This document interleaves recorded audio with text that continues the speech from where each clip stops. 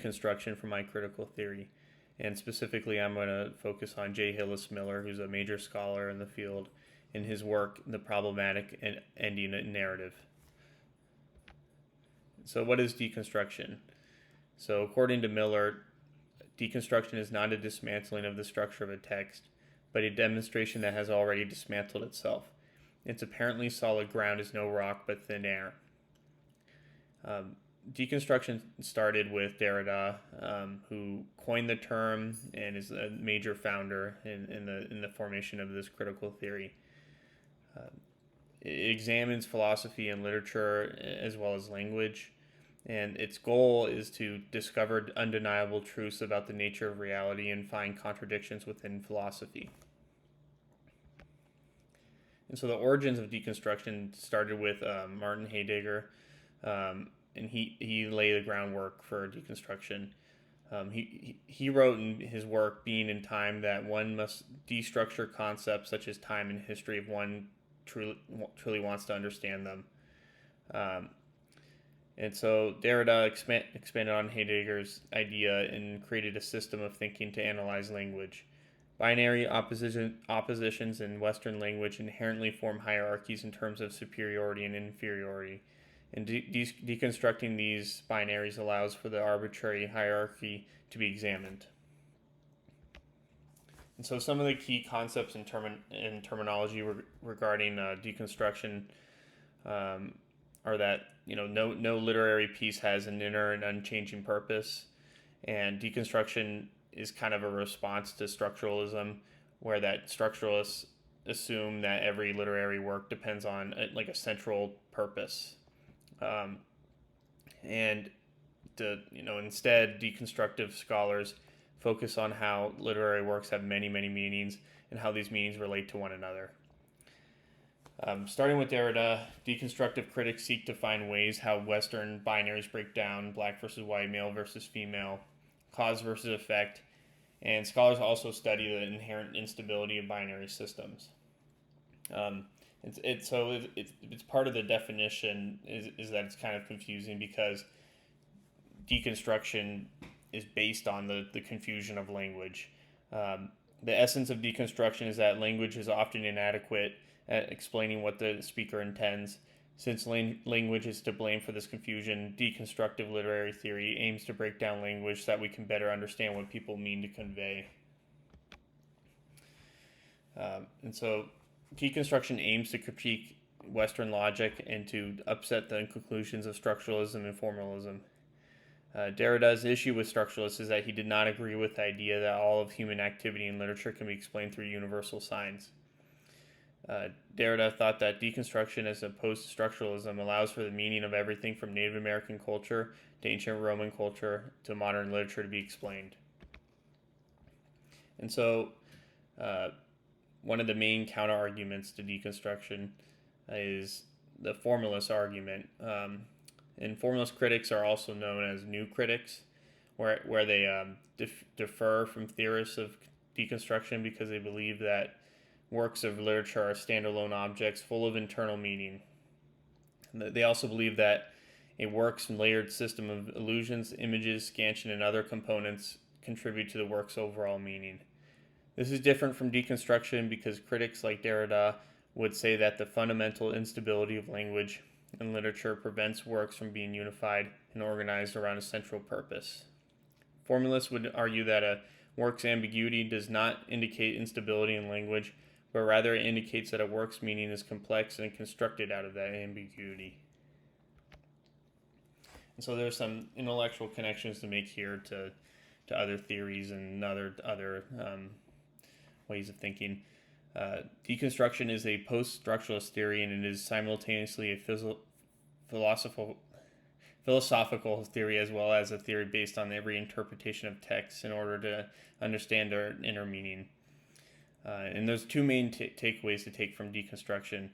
Deconstruction views all literature as a part of history and is therefore based on how texts relate to one another, as well as how writing has evolved over time. This critical theory also highlights how complex human knowledge is and how it is not easily categorizable. Language is unreliable, and so humans will continue to struggle with grasping the true meaning of what others say. And so I want to talk about Miller's piece, the problematic of ending and narrative, because it uses deconstruction in an interesting way. He begins his essay by saying that it is no accident that the notion of ending is difficult to pin down, whether theoretically or for a given novel or for the novels of a given period. The notion of ending in the narrative is inherently undecidable. And so what Miller's getting at here is that oftentimes in stories, even when you reach the last page, you still haven't reached the end of the story, and that the story lives on through readers and the act of reading, and so the ending is never truly the ending. Especially, it's not only in literature, but in real life when people die. That this is an easier way to understand what he's getting at in this piece is that when you have a grandparent die or someone close to you die, the person may be dead physically, but people's memory of that person and the stories they tell that include that person make that person live on in terms of their having been here, having existed. And so he also, towards the end of his piece, he writes that attempts to characterize the fiction of a given period by its commitment to closure or to open-endedness are blocked from the beginning by the impossibility of ever demonstrating whether a given narrative is closed or open. Analysis of endings leads always, if carried far enough, to the paralysis of this inability to decide. And so what he's getting at is that there's just it's related to deconstruction because it's getting at the inherent instability of language, and that one cannot decide whether or not a story is ended because we can never be sure, because the language to begin with made things unclear. So I chose to talk about how deconstruction relates to how to become a writer. Using deconstructive thinking to analyze Moore's piece, one immediately notices her commitment to opposing concepts and a lack of concern for unity across the essay. And I mean that in an interesting way, like as if it were an abstract painting. The words she uses, the phrases she uses, and the way she organizes her paragraphs, it feels like an abstract painting. And I think this is aligned with deconstruction. And she even writes that one of her creative writing teachers told her that she had a ludicrous notion of plot, which is self-aware because her essay kind of lacks plot. Maybe there's plot in an individual paragraph, but as soon as you move on to the next paragraph, there might be a poem or there might be random assorted words. Like she's taking a deconstructive approach to this because she's embracing the instability and the confusion of language. And when she starts off her essay with a movie star missionary, movie star kindergarten teacher, there is a sort of binary being highlighted here. If you analyze it, you can see that there's a hierarchy that we automatically assume there, where movie star makes money, is famous, has this good lifestyle, whereas a missionary may have some sort of negativity associated with that. Or kindergarten teacher, you don't make money.